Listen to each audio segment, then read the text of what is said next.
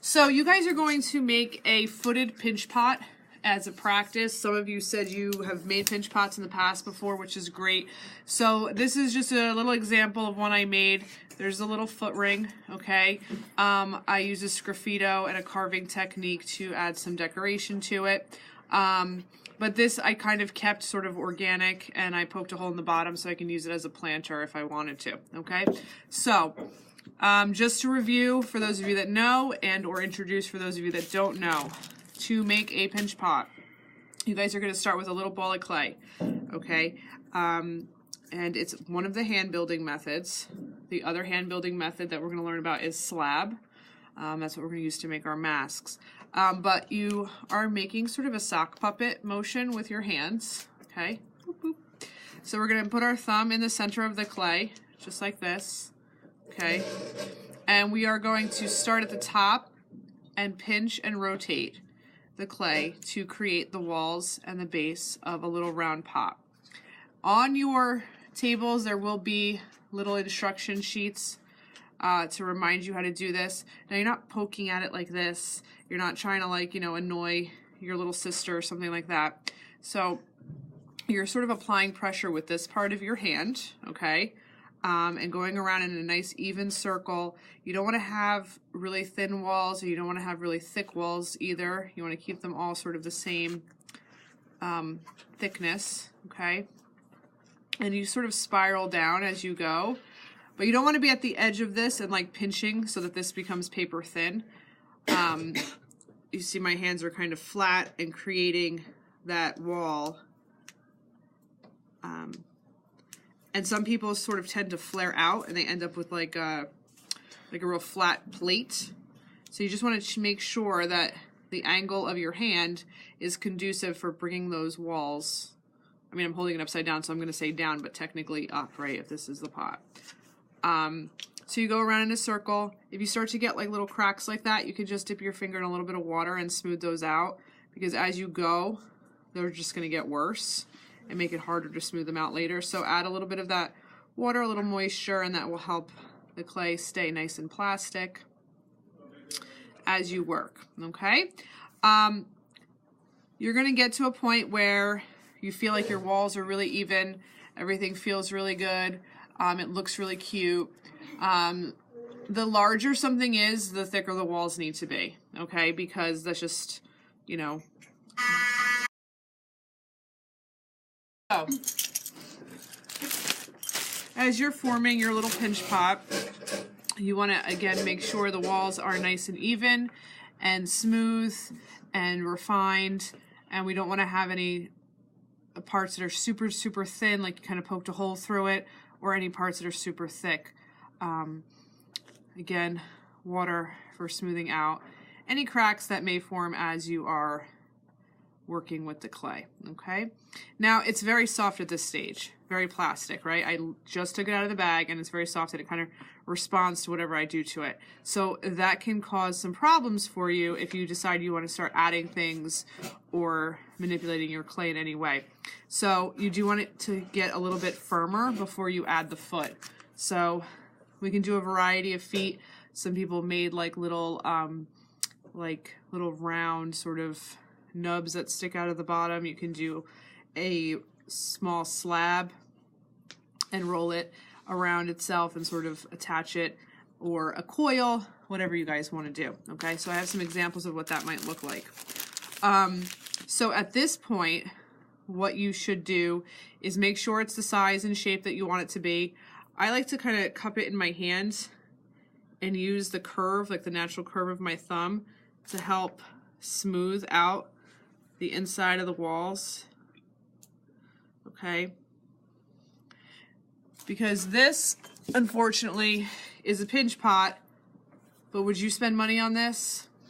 No, because I wouldn't either, okay? It's lumpy, it's got nail marks in it, it's uneven, it's really heavy on the bottom, okay? This is not cute. We want cute, okay? We want pretty, we want refined, we want, you know, something nice that you would want to proudly display, okay?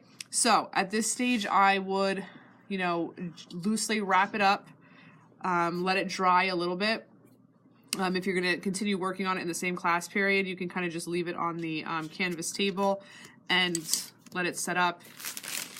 And then you can take another piece of clay. Okay.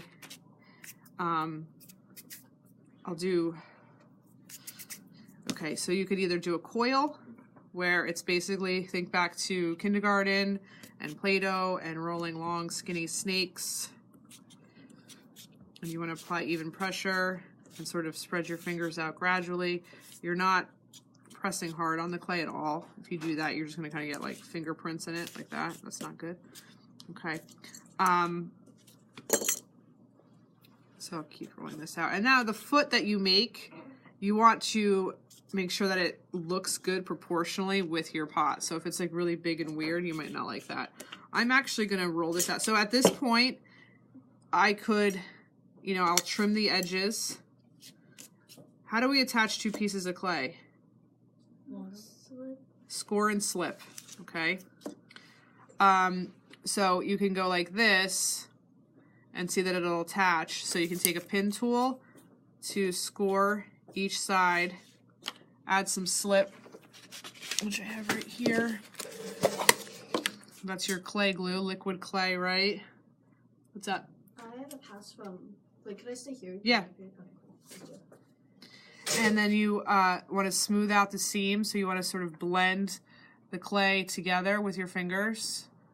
Okay, I got a little crack in there, but that's okay. I'll smooth that out too while I'm at it.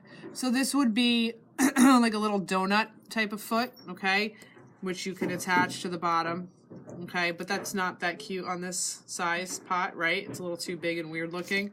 So I'm gonna actually cut that back apart, roll this a little bit more, and you take a rolling pin and roll this out to create like a slab. Use one of the knives to cut the ends, okay, and I'm gonna actually form it around the handle here. It'll help me sort of get that nice round shape, okay, and then score and slip, okay. If you guys do not score and slip, your piece will not stay together. It might look like it will. It might make it through the drying process, but it will not make it through the firing process. Okay, so you have to make sure you score, slip, and smooth. You're gonna hear me saying that many, many times throughout the process. So here is a little sort of collared foot ring, okay? And now I would be able to take my little pinch pot and stick it on top. So I would score where that ring is going to go. Little slip. Oh, score here too, sorry. And then a little slip. Now you don't need to like glop it on, but enough to make sure that the two pieces will stick. Now you want to press the two pieces of clay together really well. Okay.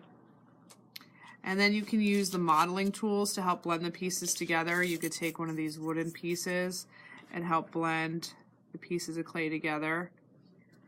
If your fingers are too big, if you're working in a really small area, this is helpful. And these modeling tools will come in handy too when you start your masks or the animals, if you're making animals, which this class is making masks. Okay.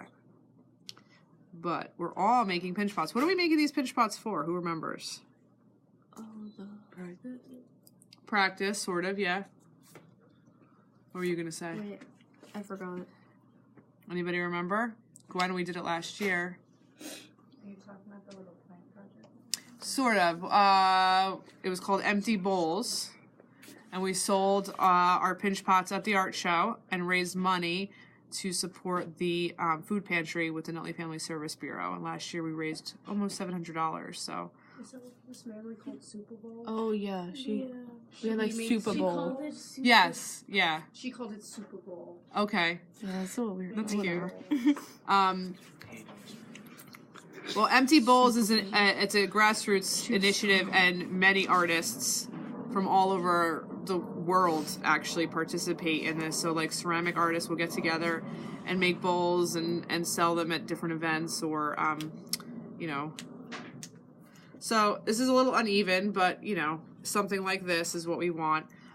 You guys can also use rulers, these flexible plastic rulers, to paddle your clay. This you would want to do before you add the foot. But this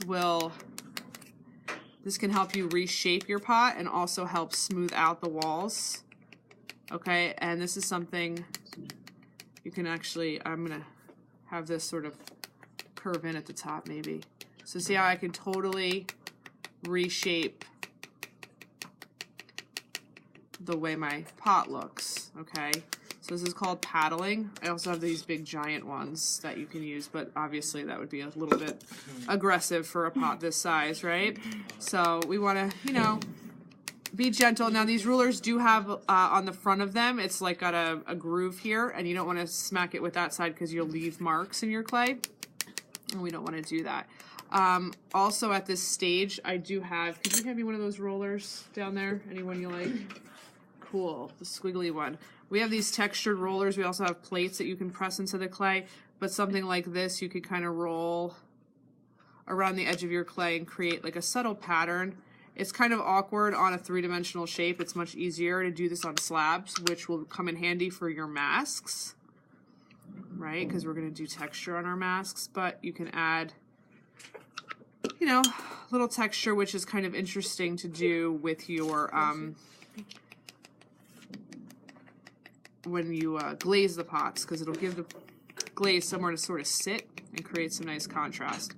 So right now it's still a little rough here around the edges, so I might wait till this gets a little bit more set up, a little bit more leather hard before I continue.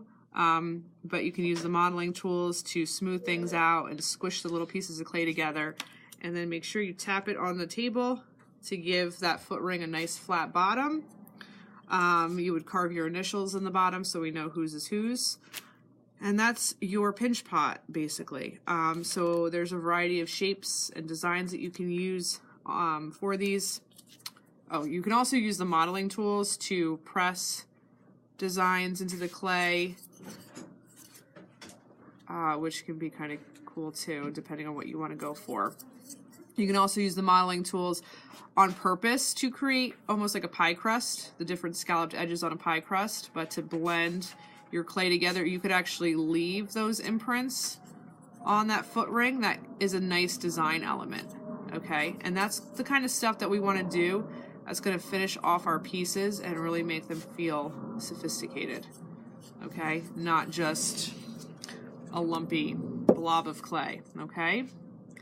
I think you guys can see the difference, okay? So something like this, and then there's our little finished footed pinch pot, okay? So we're gonna make like little small ones like this, and we can use them as planters for succulents or air plants or something like that. And you can have fun with the feet too. Like you can roll out like a little sort of a cone shape almost. Use a knife to cut a flat surface, and then this is something that could, you know, attach to the bottom of a pot as like little feet that stick out. Okay, so you could do like 3 or 4 of those on a piece. All right,